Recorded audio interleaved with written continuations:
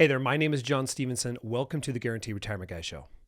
Today we're going to be talking about the best participation rates and the best cap rates from B++ carriers.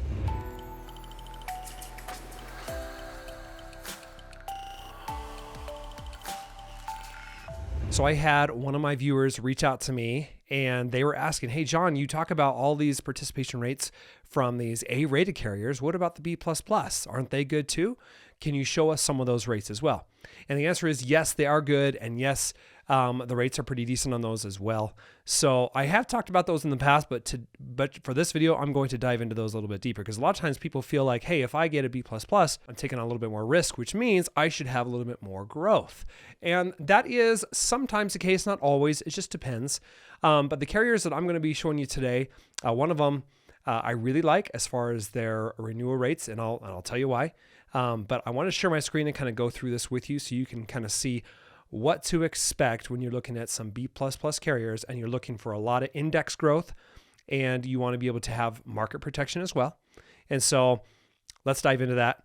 And before we do that, just real quick disclaimer on B++ versus A-rated. B++ just means they just have less reserves, a little bit less capital than maybe an A- or an A-rated company. Does not mean they're a bad company. Okay, I work with a lot of B++ carriers and they are phenomenal to work with.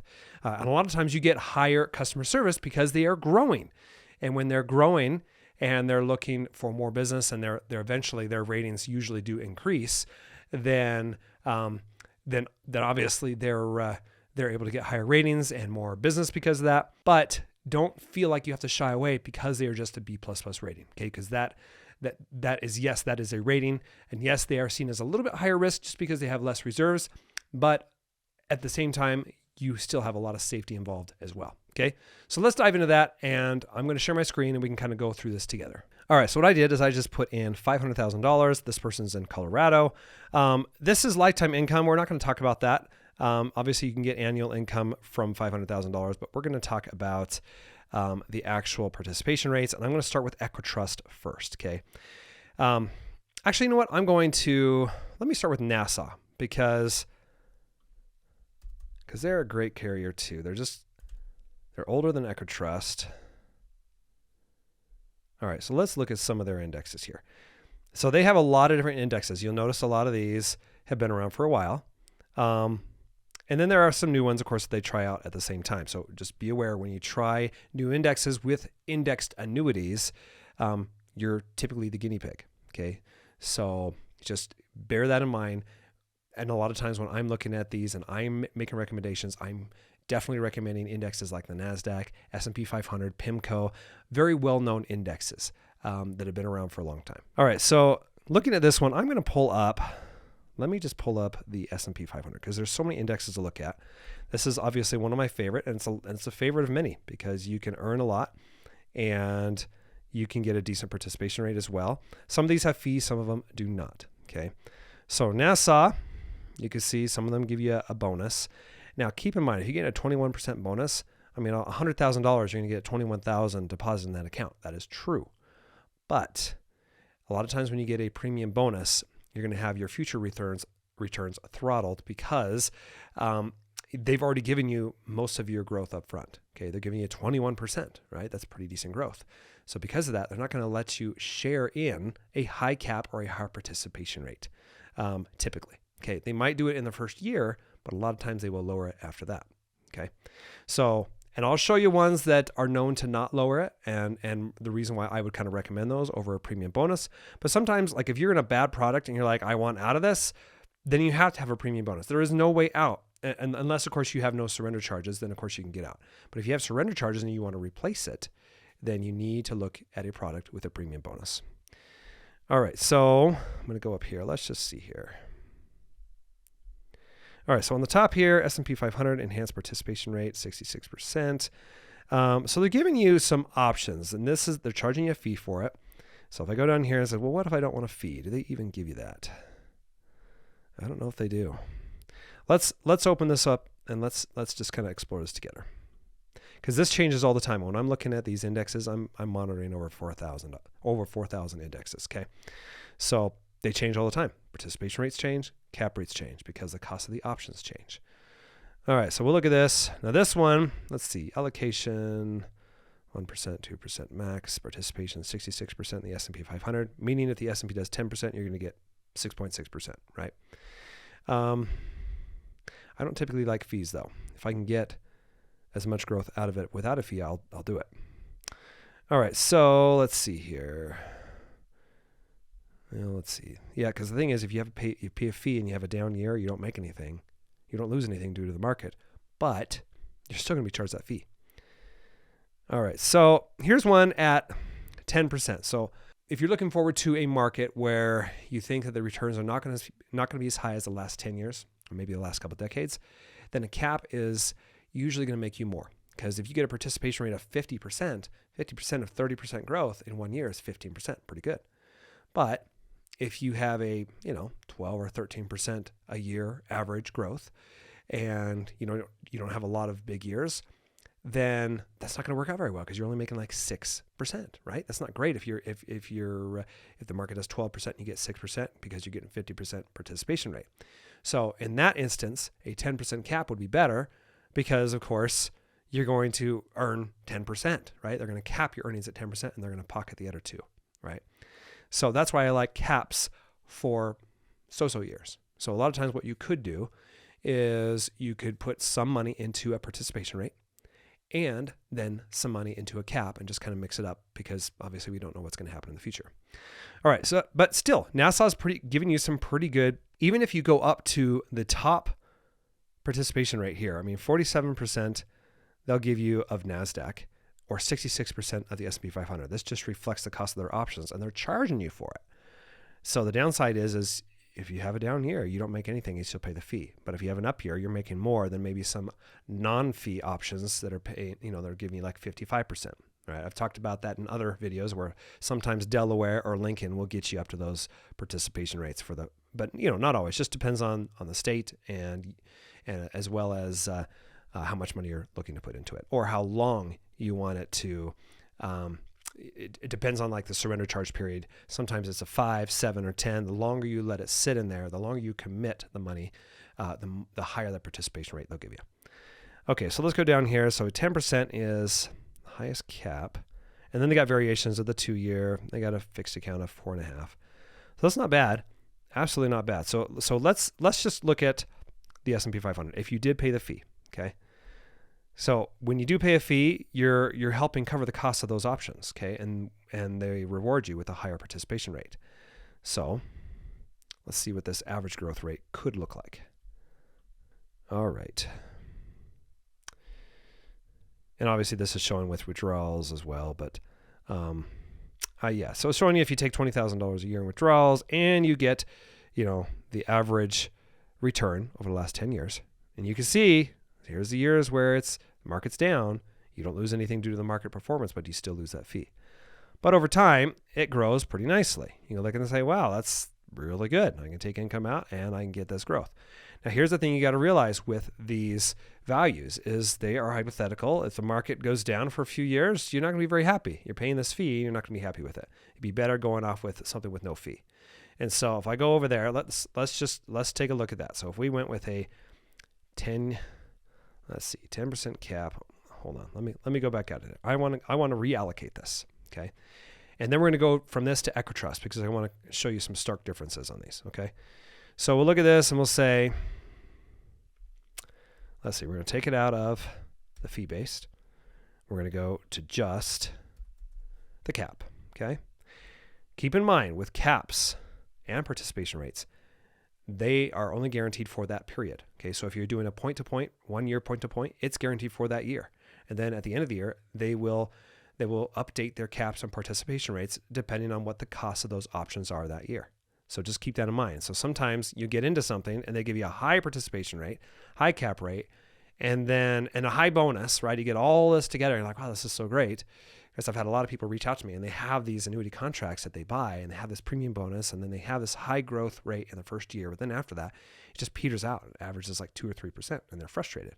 It's because they bought the bonus and it's also because the company that they bought into typically has a low renewal rate on these par rates. That's the other thing to think about. Okay. All right. So we're going to go over here. Let's see what this looks like. All right, so obviously it's showing worst case scenario if there's withdrawals. You can see there's a rider charge. See there's a rider charge right there. So we're gonna go down here. Let's go down here. Yeah, see, you're capping most years, right? You're taking the income out, and it's still rising. This is probably a little bit better as far as being more conservative. But if they lower the cap rate to 6% or 5%, then these numbers won't look as good, right? That's what you have to realize when you're looking at these. Like, if you're looking for lifetime income, pick the income rider. I mean, you saw just for a second when we were looking at this, it was paying like $46,000 a year. Okay, definitely better. The balance does not last, but it's better for contractual income. So if you're looking for contractual income, pick the income rider. Okay, that's really, really important. All right, so let me switch over to EquiTrust because I want to show you the reason why I like EquiTrust. They're not as old as Nassau, okay, but they're old. They're like 60 or 70 years old. Okay, so if we look at them, the reason why I like EquiTrust is, and I know this because I have clients with them right now that are taking lifetime income, and they're getting decent amounts. And then I have also clients that are having growth with them. And I'm looking at these participation rates, and we put in the S&P. I had some statements come in from clients just the last few months, and their earnings are pretty darn good. I mean, we're looking at some of them are like 12 to 14%. And I never illustrate those because that is such a high growth rate. That's nothing I would ever illustrate on an illustration saying, yeah, you're going to get this. It's going to be great. Because most of the time you don't. But I love EquiTrust because they have high renewal rate integrity, which means every year their rates renew, okay, whatever the participation rate is or cap rate is, they have a high likelihood of keeping their rates pretty constant. Doesn't mean they won't lower it a little bit or even raise it, but they just have a history. They have a reputation of keeping those renewals of those rates pretty consistent year after year, which is really important to me as an advisor because when I am showing these and I'm illustrating these for clients, I want to make sure that I'm actually illustrating a number that they will probably earn.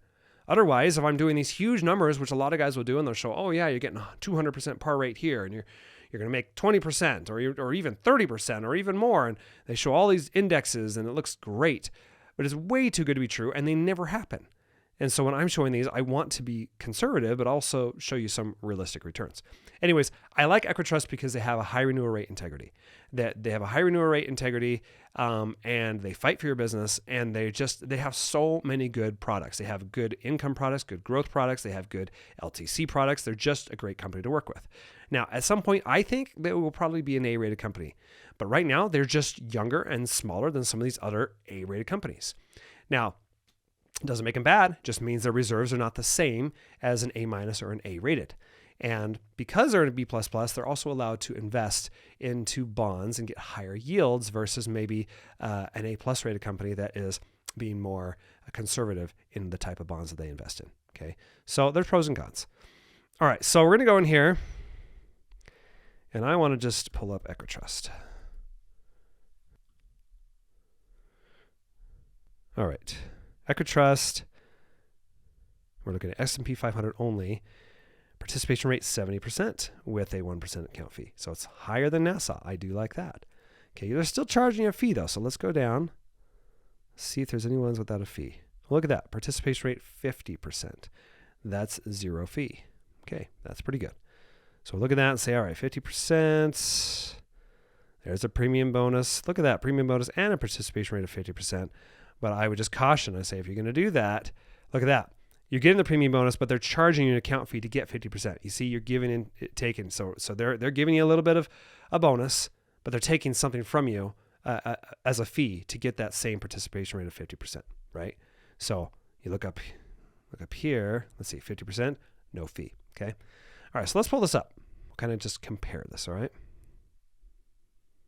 All right. There's no growth. Notice on this one, I don't have any withdrawals being taken, but if there's no growth, you see the 500,000, it just stays there. There's no fees. Okay. Look at that. They actually, after 10 years, give you a $200,000 bonus, but this is like worst case scenario. They're just saying if you have no growth at all, then we'll at least make sure it's worth 700 grand after 10 years, right? That's probably not going to happen ever, but at least that's nice to have that minimum on there. All right. Now, if we go to the growth side, you see this? See, it's just better than the capped years. Remember when we were looking at capped years at 10%? Well, if you're looking forward to a good bull market or even a so-so market, but you feel like during the good years we're going to have really good years, good, big explosions of growth, then this might be better because you can see a participation rate of 50%. That's giving you 14.5% on a good year. That's pretty good. So definitely better than some of these capped years of 10% you might get with other ones. So decent growth. And I would say this would probably perform this way. I would say the likelihood of this growth that you see here, the likelihood of it staying where it's illustrated is pretty high. And the only reason I say that is because EquiTrust just has a reputation of keeping their participation rates and their cap rates pretty consistent year over year. Okay. So I like that. And this is something that I can feel comfortable recommending because of their renewal rate history. All right, so let's go up to their highest one. Let's see here. 11.33, 1% fee, participation rate. I like that. Participation rate with the S&P 500. So looking at this, they charge you a fee. You can see worst case scenario, you can see your account balance going down. Then after 10 years, if it has no growth, they bump it up. That's still good to see. So it's almost a risk-free solution for long term. But again, this is looking at a scenario where the market just never recovers. It just goes down, down, down, and just never recovers. That's probably never going to happen, but it's still good to see it. Okay, if we go into hypotheticals, then you can see, look at that, 18.82%, 16.96. It's only because you are getting higher participation rate. Okay, higher, you're getting that 70%. So that is showing huge growth, like to $10 million. Like, that, and it might happen, but I'm still, look at these 20%. I don't know. That's still high. I would still probably dumb down these numbers. Like if I was illustrating this to you, I would still probably dumb down the numbers just because some of these numbers are just huge, even though I've seen them earn it. It's not something that I like to illustrate. Okay. So, because I want you to be a happy client. I want you to be a happy client 10 years from now. All right. So we'll go in here.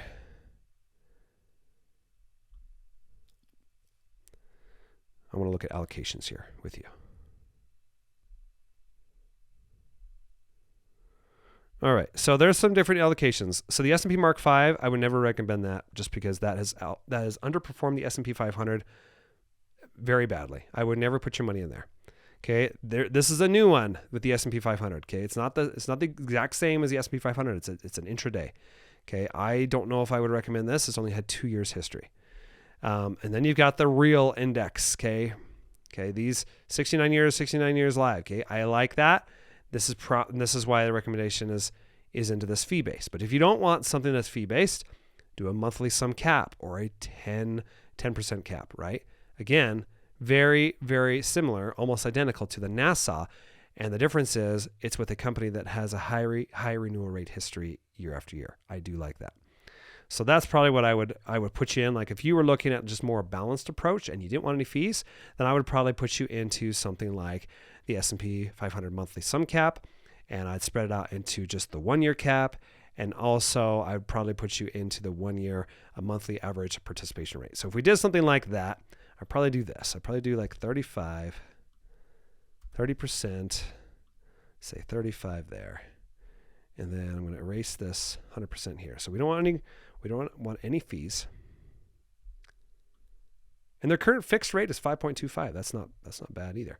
But again, if you're buying this, you're not buying it for the fixed rate. You're buying it for the index growth and market protection. All right. So if we look at that growth. So see, I dumbed it down a little bit. I spread it out a little bit between the variations of the S&P 500.